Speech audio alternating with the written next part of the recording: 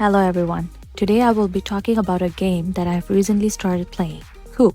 It comes from a series of the game called The Resistant, which was published by Indie Boards and Cards in 2013.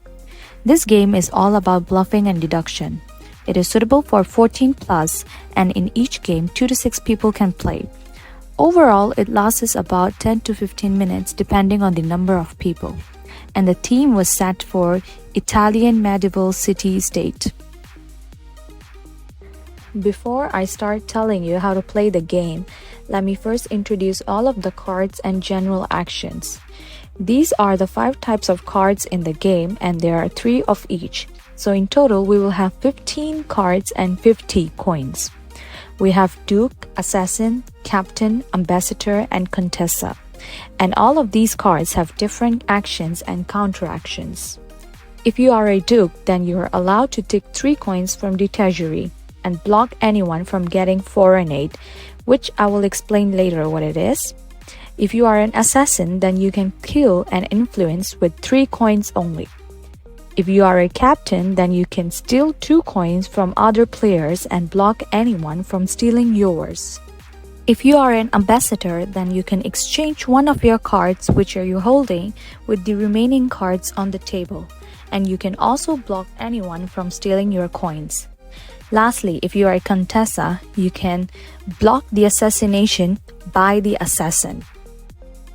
We can see that the design of these cards are quite unique, and each character suits the name given to them.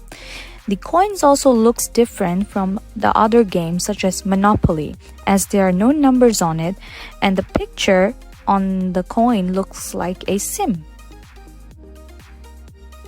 There are 3 types of general actions in this game. The first one is income, which means you can pick up 1 coin from the treasury.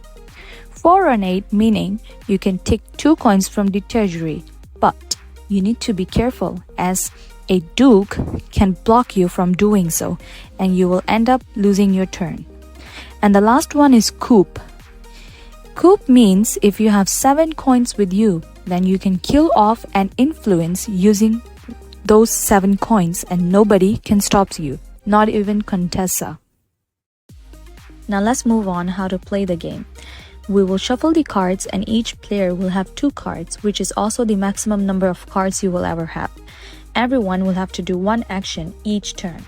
You can't pass or do 2 actions, so either you pick up the coins or you use your influence card to perform one of the action. Now this is where it gets interesting, as nobody knows what cards you are holding, so you can bluff, and the whole game is actually about bluffing too.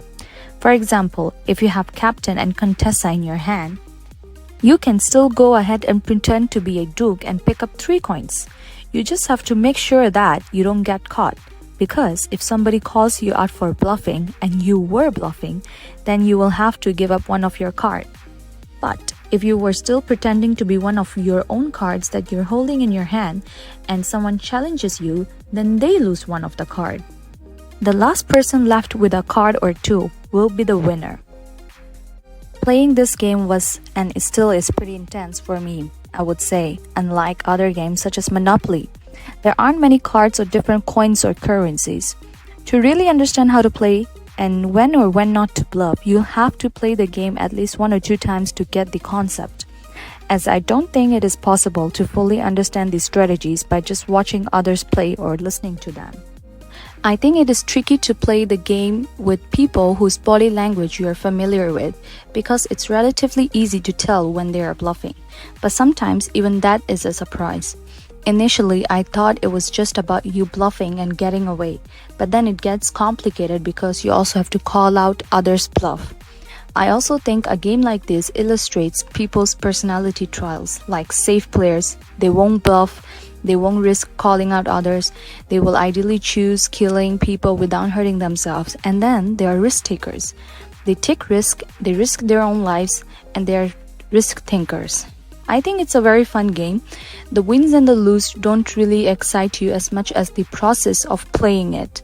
We learn something new almost each time, so I can only imagine how much you'd learn with newer people you play with.